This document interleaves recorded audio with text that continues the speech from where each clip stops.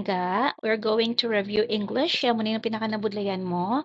So, kung ma-pay attention ka lang, kag tandaan mo gid ni kag ma-focus ka, di na ka magsulit-sulit, kag mas maintindihan mo ang imo nga klase sa English. So, ang tun-an ta, ang pinaka-first nga lesson sa quarter 2, it's explore significant information. Para kabalo ka, kinanglan mo mag-gather information o kung mag-learn ka bala. Kung gabutan ka informasyon sa utok mo, gaalam ka. So, amo nang himuon ta subong ha, ang i-explore ta ang importansya o kon ang mga importante nga information. So, first, number 1, it is an annual publication containing general information about sports, politics, government, and events. Actually, natunaan mo na siya sa quarter 1, so review na lang ni. Ano ni ganyan bali mama? Kung mag-answer ka, bisan ano kalaba ang sentence, basahon, inchindihon, pangitaon ang keywords. Kung di ka inchindi, bisayaon. It is an annual publication. Ano kung namusta ka annual? Yearly. O kung kada tuig. Yearly, every year. Nga publication, gina-imprint ni sa kada tuig. Kaya naga-contain ni sa general information. Magsiling ka general, damo-damo nga informasyon about sa sports, about sa politics, about sa government, about sa events. For example, gusto mo mabalaan kung sino ang president nga nagdaog sa election sa year 2024. Anong lantawon mo nga libro? Ano nga source of information? Mabalaan mo anong naglatabo sa amo na nga tuig. Balaan mo kung ano tong nagdaog sa Olympics sa amo na nga tuig. Sa amo na nga year. Ano na ang libro? Dictionary? Mas-start ta sa dictionary. Dictionary na. Ang dictionary about sa ano ni gani? Sa word sa English. Mga words nga hindi mo nahibaluan kung ano bot silingon. Mga words nga or kung gusto mong balaan ng pronunciation sa words, diri mo ni sa lantawon sa dictionary. So, amo ning answer? Wrong, hindi amo ning answer. Next one, encyclopedia. Ano gani mo siling ka encyclopedia? Dira mo na mabasa, no? Ang general knowledge. General information man sa ko, parehas na Kaso, may nakabutang din nga keyword sa imo nga pamangkot nga annual. Annual, kada tuig. So, basta may sulat nga annual, kada tuig, automatic ang answer, almanac. Hindi ka na mamangkot pa kung ano. Basta may tinaga nga year, may tinaga nga annual, almanac na dayon ang answer. Okay? So, ang answer di is almanac. Next one. It gives information about the spelling or spelling, pronunciation, meaning, syllables, and stress of words. Keyword na that word. Tinaga. Gusto mo mga yung information about sa word. Anong lantawon mo? Encyclopedia? Makalantaw ka, almanac? Di ba magsiling ka almanac? Anong keyword sa almanac gani? Yearly. O kon annual. Amo ng keyword. Annual. Kada tuig. Kada tuig, sa almanac, ginasulat da ang mga importante nga nagkalatabo. Para sa ulihi, bala magtigulang ka, gusto mo mabalikan kung ano natabo gani kag isang year amo ni. Ano to gani man? Bukas ka almanac, kay dira mo makita. Pangitao mong libro, ang almanac nga nakabutang year 2024. Kita na ni impormasyon da sa 2024 ara da. Galing kaya ginapangita ano gani? Word. Ti ano na sa dictionary? Very good. The correct answer is dictionary. So, ang dictionary, ang hatag sa ton information about sa words. Okay? Amo ng keyword. Pares na sila. Dictionary, words. Next.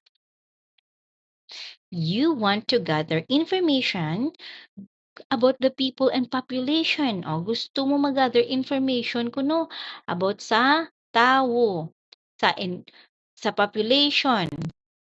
Kung ano kadamo ang mga tao sa Korea. What source of reference book will you look for? Ano na siya? A, dictionary. Ano ganing dictionary? Words, pronunciation, meaning, stress, syllables. Ah. Ang almanac naman niya gani ano? Okay, ang almanac nagahatag siya sang record o register. Register of important information nga gakatabo sa isa ka tuig yearly. So ang correct answer is almanac. Okay? So gusto mo mabalaan ang um, population sang Korea.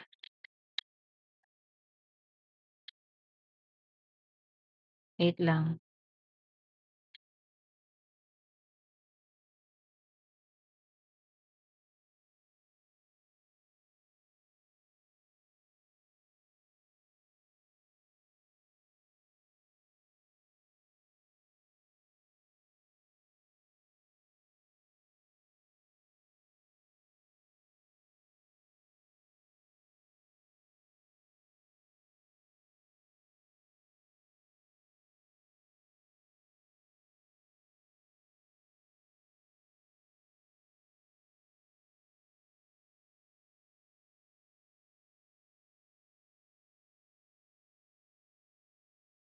Okay, so the correct answer here is almanac. So here, kung balikan taw, ano ganito. Kung natiyag mo, hindi mo gets, ang isa ka pamangkot, balikan mo, iba nga pamangkot. Mayari diyo. Um, annual o kan yearly publication about sa sports, about sa politics, sa government events, kag amo man sa mga population. Wala lang na state, pero basta gani gusto mo bala kung ano kadamo ang tawo, almanac na. Okay? Record na mong kang kakatabo kada tuig, tidra mo na makita sa almanac. Next, if I want to know the meaning of the word naive, what is the best reference book to use? Hindi ko kabalo kung ano na sa naive.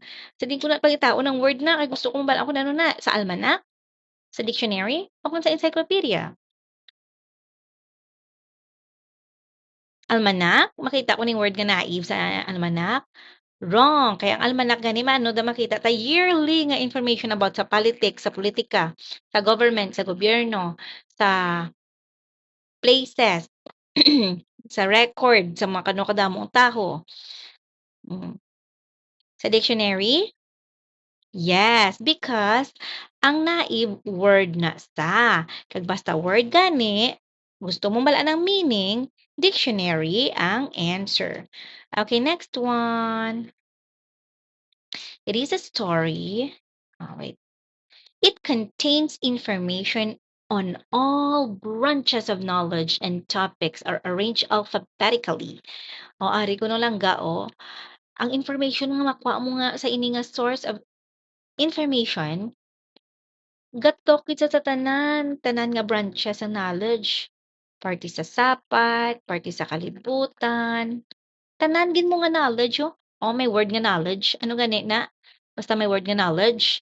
Kag na-arrange alphabetically, but silingon na pasunod. Una-una letter A, tapos letter B, tapos letter C nga mga words. A, almanac, B, dictionary, or C, encyclopedia. Dictionary na. Ang dictionary gani, words. Ang word sa dictionary na-arrange mo na alphabetical, pasunod. Magsiling ka alphabetical, halin sa letter A. Apple. Ano pa da? Pasunod na. Tapos B naman nga words. Amo man na sa inyo, pasunod man. About B sa Antarctica. Tapos about naman sa Belgium. Pasunod man na. So, ano ni siya? Nga source of information? It's encyclopedia. Okay? Kay magsiling ka gani lang nga knowledge, encyclopedia na naiya kay ang encyclopedia makakita kada sang damo-damo gid nga information nga makapaalam gid sa imo. Ang almanakya, ang makita mo da, ang mga natabo sa una nga panahon, mga tuod-tuod, bala nangga nga mga nagkalatabo, mga record, the yearbook, bala kung ano natabo sang year 2010. Sino classmate mo sang year 2010? O, amo ng almanak. Sinong natawo, sinong nag-birthday. Ang encyclopedia, tanan-tanan na yung knowledge. Ha, kansindi ka? About sa sapat, about sa kalibutan, about sa mga chemical, kung sino naka-discover sang amo ni, amo to, sa encyclopedia. Next, it is a story's atmosphere or the feeling, o ari naman ang ginapangita naman niya, atmosphere o kon feeling that the reader gets from the story. Kung magbasa ta story, may ara ginata dahil ma-feel pagkatapos sa basa. Ano na? A, tone. B, mood. C, purpose of the author.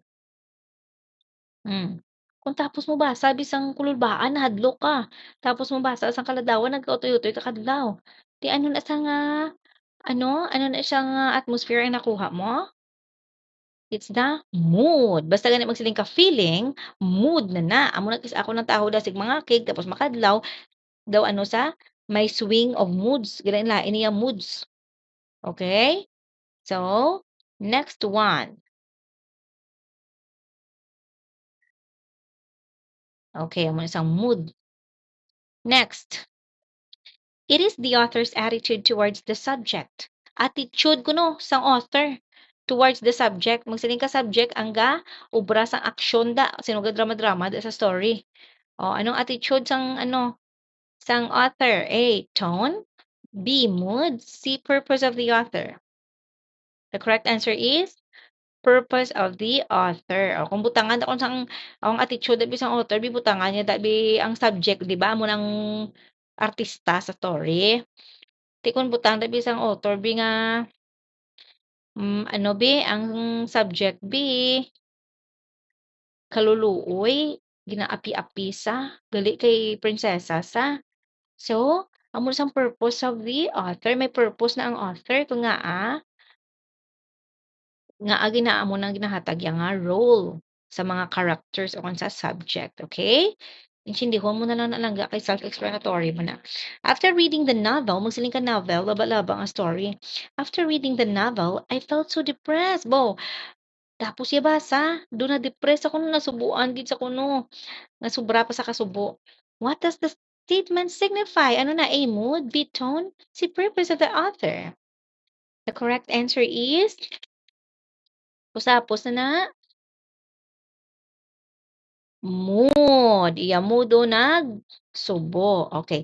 It is very important to take vitamin C to boost your immune system. A strong immune system can protect us from bacteria and viruses. It also keeps the body healthy and fit. What is the purpose of the author in writing this statement? O nga ginbutang pa na ko sa author nga, inom kita vitamin C para magbaskog atong lawas. Para hindi ta dahil magmasakit.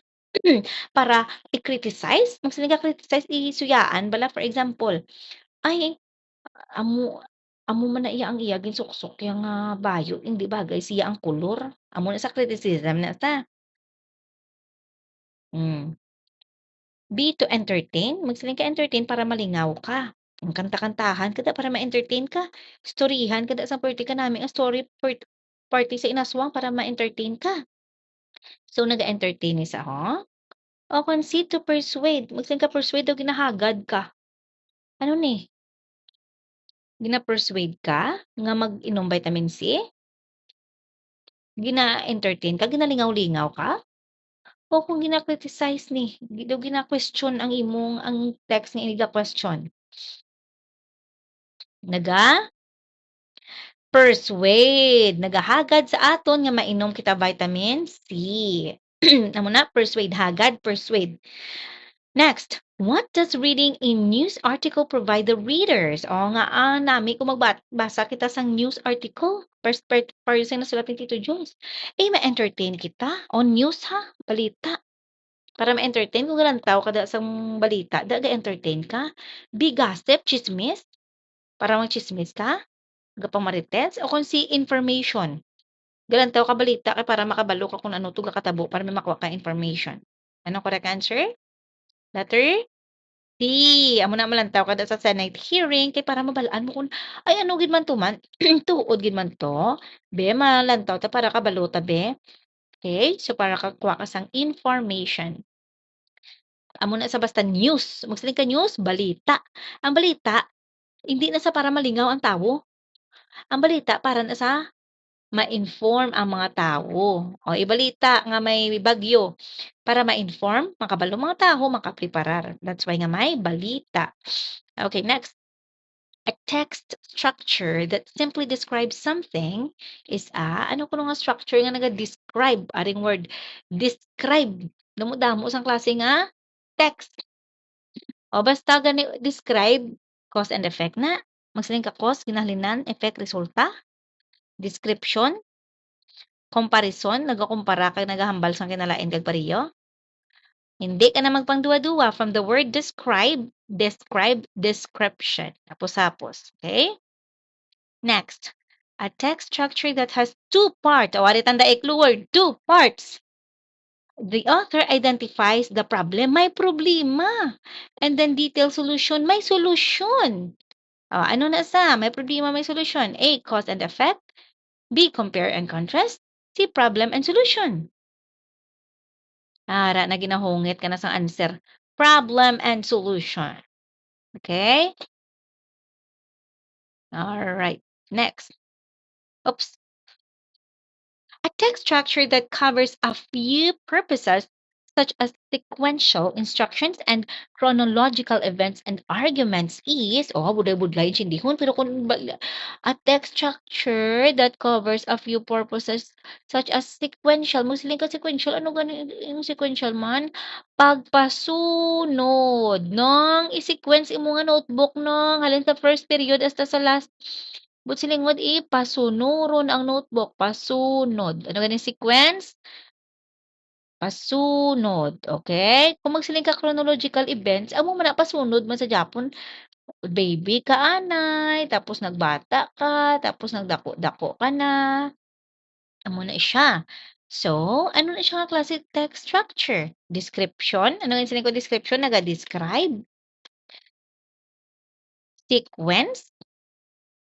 Pasunod. O kung problem and solution, may problema, may solusyon.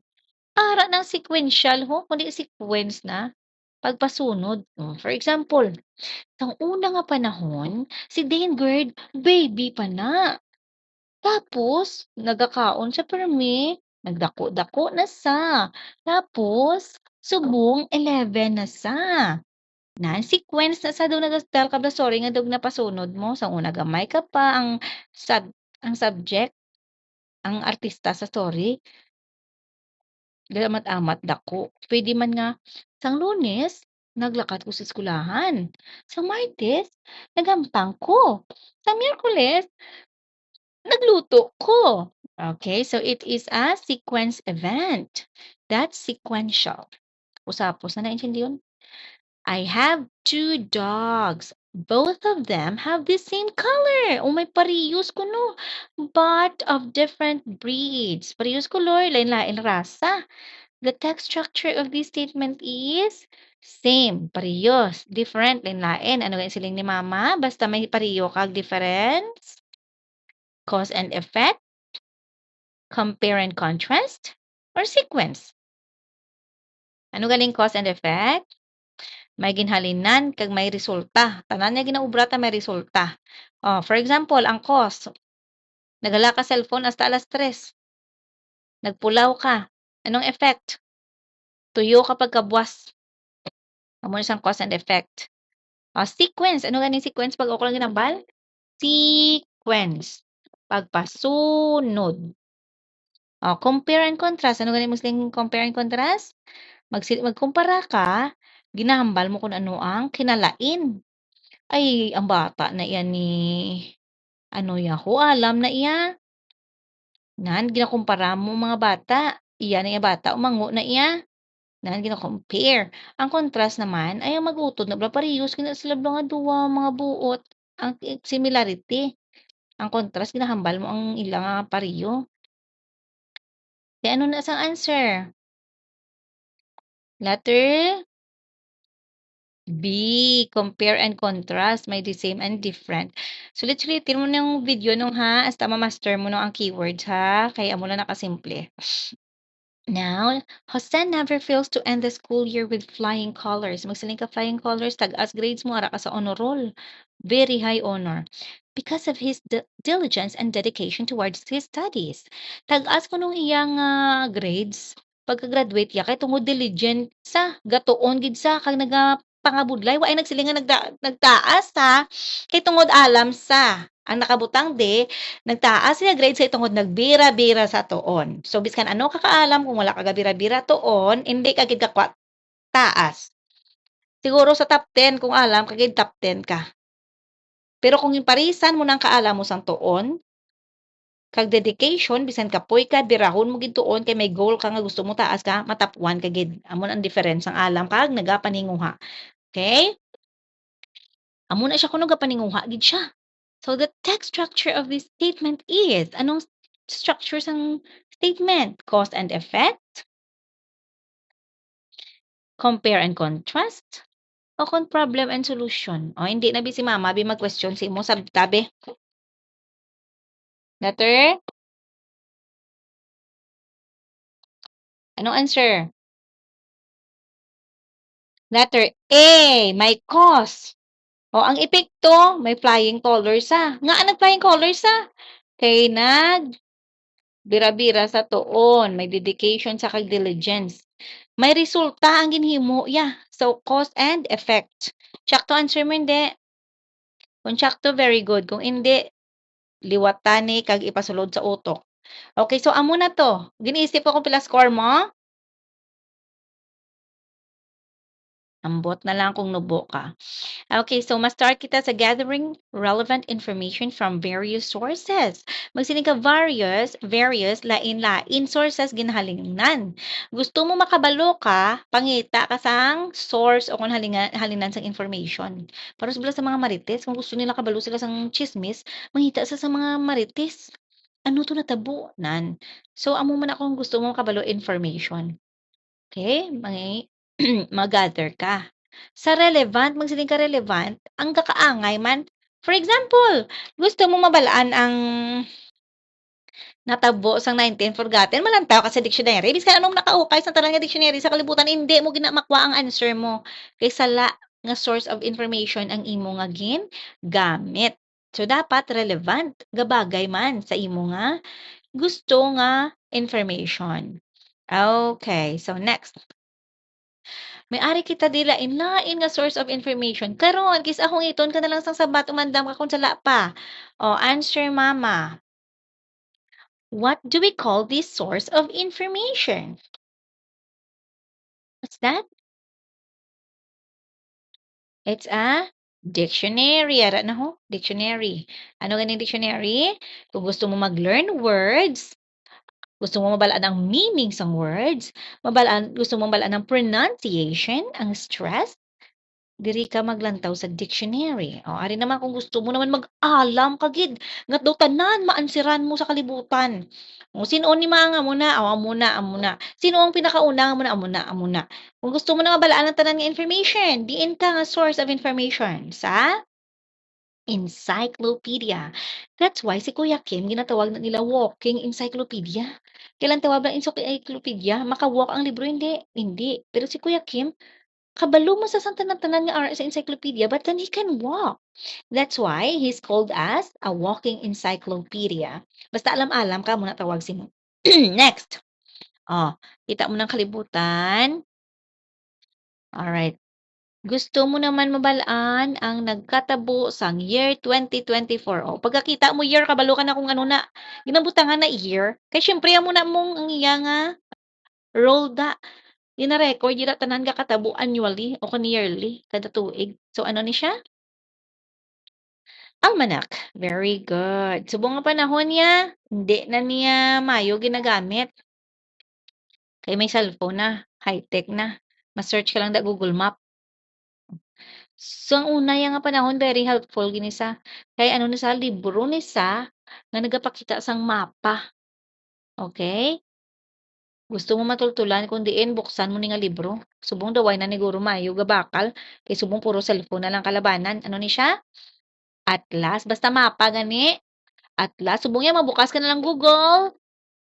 Map. Nantaw ka da diin gani amon balay man ay amo ni gali nga longitude, amo ni nga latitude. Taw na yan malagbukas agad atlas. Next, gusto mo makabalo sang news. Ano? Balita. Newspaper. O ari naman, pumatuon ka sa imo nga subject. Gusto mo mag-alam sa English. Ano nga libro buksan mo? Gusto mo sa math, ano?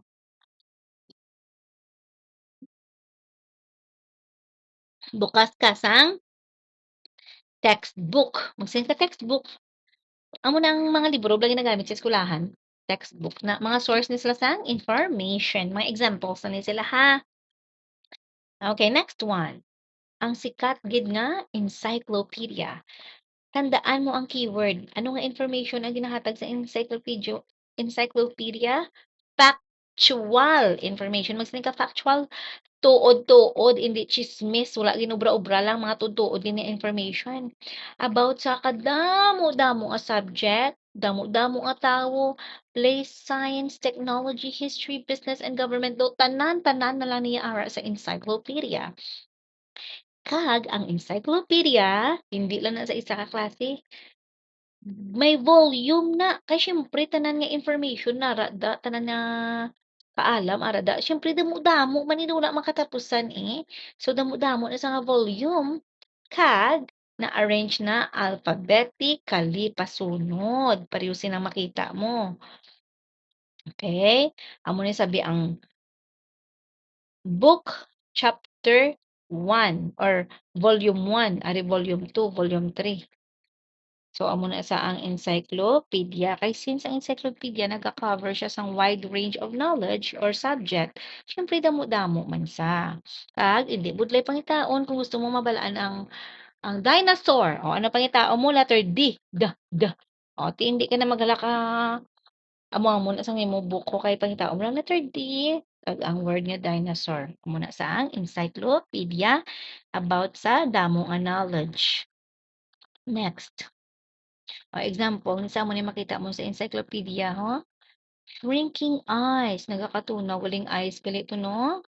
Kaya mo na siya rin ang mga dapat makita mo na to. Polar bear, ang babies ng polar bear cubs. Amo na siya example sang encyclopedia. Next, World Almanac. Almanac provides an annual publication containing general information about government, industry, politics, commerce, world events, and sports. So, kung dumatalang ka sa almanac, sa encyclopedia, no, kay provides ano man sa mong information general, bisan ano naman ni information makuha mo sa almanac, galing, ang kinalain nila is annual publication ni saya. Gina-record diya ang kakatabo sa kada tuig. Sinde? Facts man na di mga di tuod, man na di makuha mo. Kag makita mo pala na sa title, may date na na. Pagkatuig palang almanac na na. Next, examples ng almanac. Amo ni sa pinakauna nga almanac man ho. Siya ni si Poor Richard. May date 1739. Basta may date gani. Almanac. Next. Ari ano ni siya? Dictionary. Supplies information, gahatag information about sa word. Basta word dictionary na spelling. Subong ya hapos na lang na i-research mo na po sa una ya. Kung gusto mo bala kung paano spelling, mangita ka gid dictionary kag ukayon mo gid na iya. Pag pronunciation, meaning, derivation sa diin isa nga word naghalin man. Dira mo na malantaw. Kag kung paano mo sa igamit, okay? Kung formal, sa mga formal nga istoryahanay mo sa gamiton o kung sa mga casual. So, basta word gani ginaistoryahan, dictionary na na. Okay, ari example, ang dictionary lang na arrange mo na sa alphabetical order. For example, ability. A, B, ari I. A, B, C, D. Di una ang I, kaysa sa J. Kasunod mo na tanan para hindi ka magtalang. Ang purpose na nga na-arrange na alphabetical. Eh, syempre, ginapangita mo ang gamay nga information out of damo para hindi ka naiyawan ukay. Naka-arrange na na alphabetical order para Tapos na lang ipangitaon ang ginapangita. Okay, so that's the end of my lecture. So karon, tagaan ta ka alansiran and you have to submit it. You tell me first kung pila ang na-score mo sa aton nga test. Okay? All right, so that's it for now. Let me share my screen with you. Ano, hindi pwede nga, ano ha, hindi mo ni ma-master ha, kay very hapos ni masteron din eh. Dali lang.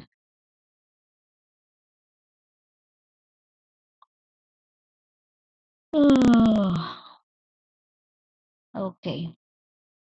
Hindi mo na pagsundo na nga akong panguya ba kay bastos na.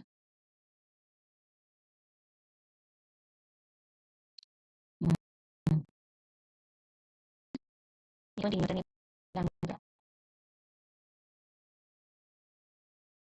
Para may mga anak. Ay, sa tantulisin mo na, tunang na nilig. Ha?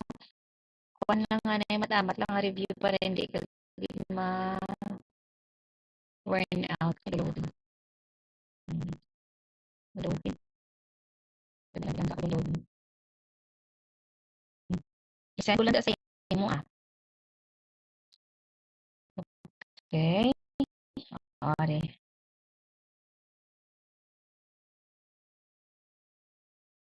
Send ko na si mo ang siran mo ni. Basa mo ni. Karon, ari. Di ba masalig ko si mood, emosyon? Dapat ang kada story, ako naglabas na naging sa emosyon. O mga example, happy. Basaha. Romantic. Kung about nobya-nobya. Frustrating. Dumairita ka. Idyllic. Anong i-dialect? Why ta kabalo i-search na anong pronunciation? I-search ta kay subong ma-search na tanan-tanan para kabalo ta, para sure ta sa tanan ha.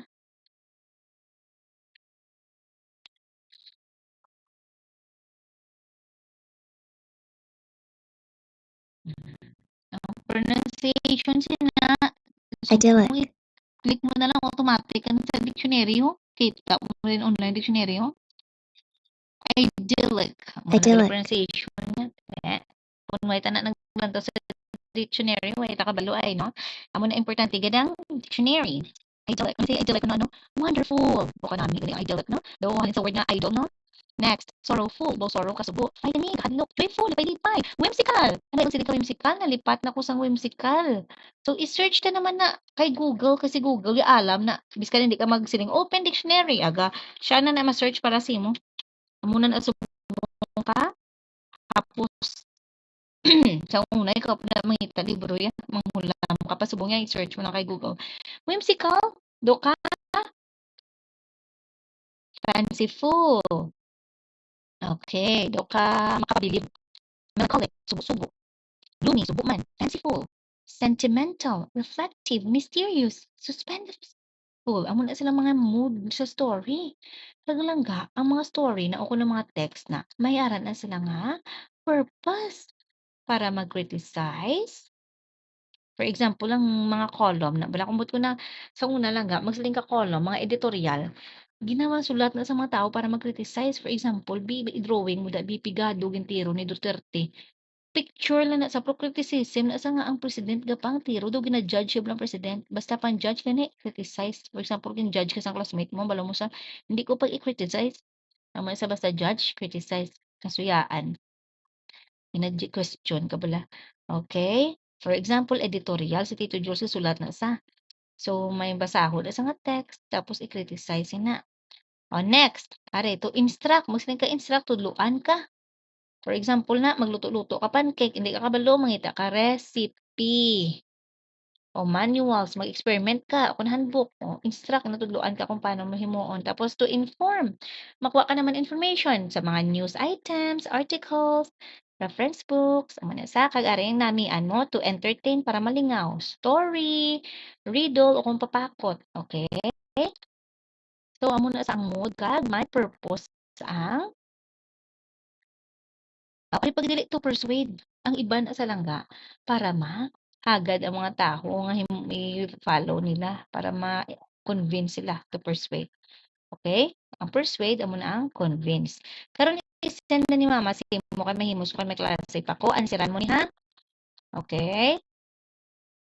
So, ang purpose naman ang structural naman eh. Sa next naman yung 1 and 2 lang So, that's it for today. And I hope nga i-master mo gid ang ini nga module. Okay lang ga? Bye-bye. Love you.